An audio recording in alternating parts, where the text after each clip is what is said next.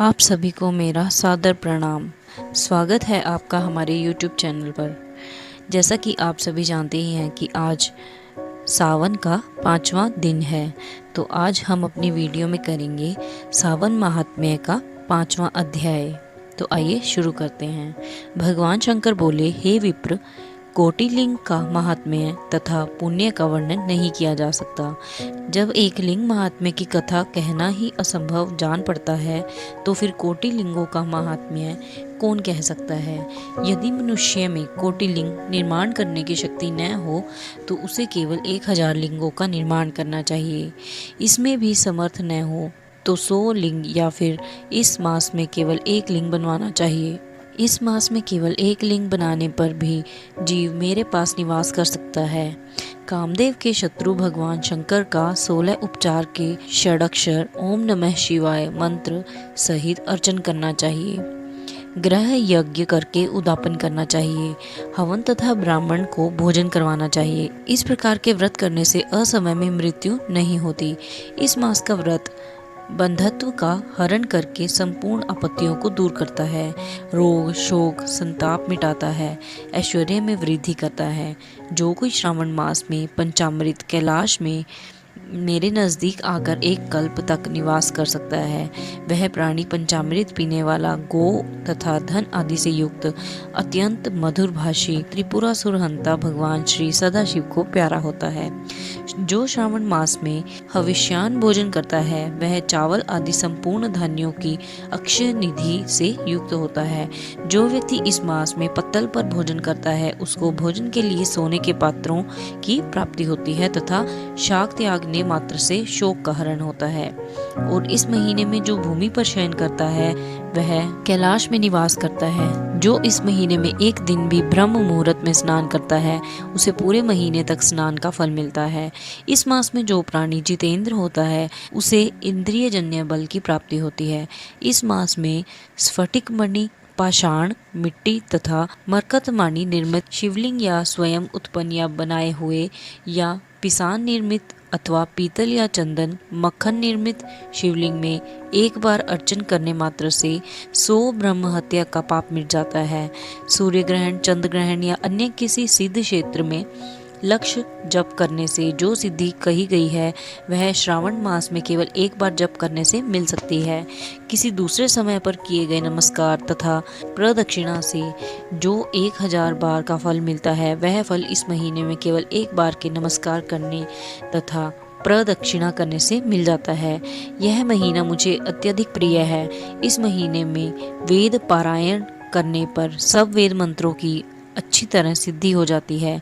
जो इस मास में श्रद्धा से स्वाध्याय करता है अथवा पुरुष सूक्त के आलस्य त्याग कर 100 पाठ करता है, उसको ब्रह्म हत्या आदि अनेक पापों से छुटकारा मिल जाता है। इसमें रत्ती भर भी संशय नहीं है। हे सनत कुमार, यह गुरु शैया पर पान करने का उत्तम प्रायश्चित है और इसके तुल्य पाप नाशक, पवित्र, पुण्य फलदायक अन्य साधन नहीं है। मनुष्य को चाहिए कि इस महीने में बिना पुरुष सूक्त पाठ के 1 दिन भी न बितावे। जो कोई इसकी अर्थवाद मात्र कहता है, वह अश्व में नरक को जाता है। प्राणी को समिधा, चरु, तिल और घी से यज्ञ आदि करना चाहिए। धूप, गंध, पुष्प, नैवेद्य आदि के द्वारा अर्चन करना चाहिए। भगवान सदाशिव के रूपों का यथोचित ध्यान करके अपनी सामर्थ्य अनुसार कोटि होम, लक्ष होम और अयुत हवन करें। तिलों का व्यय रीति मंत्रों द्वारा हवन करना चाहिए। इसी को ग्रह यज्ञ का नाम दिया गया है। हे सनत कुमार, अब मैं वार व्रत कहूँगा, ध्यानपूर्वक सुनो। इस संबंध में एक पुरातन इतिहास कहता हूँ। रमणीक प्रतिष्ठानपुर में सुकर्मा नामक एक दरिद्र ब्राह्मण रहता था। वह भिक्षा पर ही अपना गुजारा चलाता था। एक दिन वह एक गृहस्थ के घर में भिक्षा के लिए गया। वहां कुछ स्त्रियां आपस में मिलकर रविवार का व्रत कर रही थी। उस ब्राह्मण को देखकर उन स्त्रियों ने पूजन सामग्री को शीघ्रता पूर्वक ढक दिया। उधर ब्राह्मण को अर्चन विधि जानने की लालसा थी। उसने उस स्त्री से पूछा, आप सबने इस व्रत को क्यों ढक दिया है? आप सब साध्वी हैं, कृपा करके मुझे इस व्रत की विधि बताइए। समदृष्टि रखने वाले सज्जनों का तो उपकार ही स्वार्थ है, क्योंकि परोपकार जैसा दूसरा धर्म तीनों लोकों में नहीं है। मैं दरिद्रावस्था के कारण अत्यंत दुखी हूँ, अतः इस उत्तम व्रत का विधान और फल मुझे बतलाइए, मैं इस व्रत को करूँगा। स्त्रियों ने कहा, हे ब्राह्मण, यदि व्रत में उन्माद या प्रमाद अथवा विस्मरण, भक्तिहीनता या अनास्था करोगे तो यह व्रत निष्फल हो जाएगा, अतः इस व्रत को तुम्हें कैसे दें? ब्राह्मण ने कहा, मैं ऐसा नहीं करूँगा। उसकी ऐसी बात सुनकर उन स्त्रियों में से एक पौढ़ स्त्री ने उस ब्राह्मण को उस व्रत की विधि बतलाई। उसने कहा, श्रावण मास में शुक्ल पक्ष के पहले रविवार को मौन होकर उठना चाहिए, शीतल जल से स्नान करके नित्य कर्म करके पान के पत्ते पर 12 परिधि वाला मंडन लिखना चाहिए।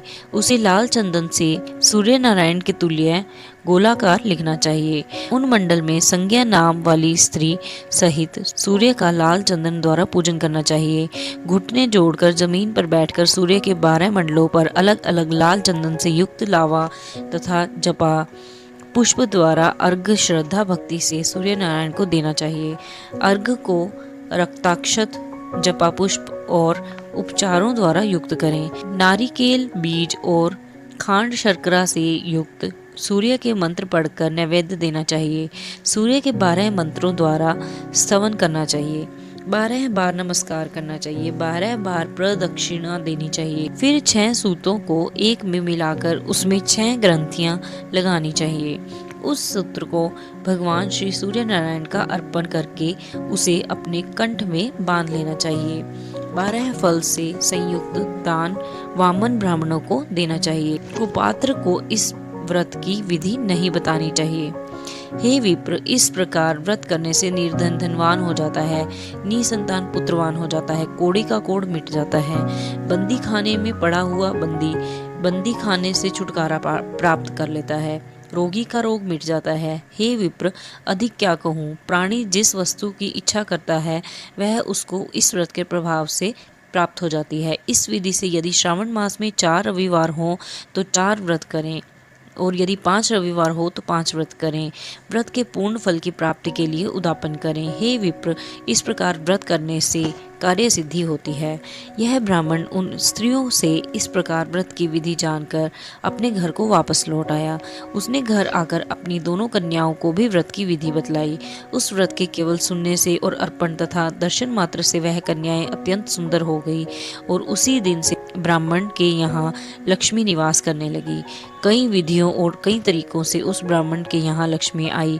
यह धन कुबेर हो गया। एक दिन राजा ने मार्ग में से गुजरते हुए उन कन्याओं को अपने मकान की खिड़की में खड़े देख लिया। रूप का खान उन दोनों बहनों को देखकर वह देखता ही रह गया। वह उन पर मोहित हो गया। उसने ब्राह्मण को बुलाया और अपने लिए उसने दोनों कन्याओं को मांग लिया। ब्राह्मण ने भी प्रसन्न होकर उन दोनों कन्याओं को राजा को दे दिया। कन्याएं भी राजा जैसा पति प्राप्त करके प्रसन्न हो गई। हे सनत कुमार, मैंने अभ्युदय को देने वाले इस व्रत को आपके सामने कहा है। हे ब्रह्मपुत्र, जिस व्रत के सुनने मात्र से सब इच्छाओं की पूर्ति हो जाती है, तो इसके अनुष्ठान के फल का क्या कहना है। तो यह था हमारा 5वां अध्याय।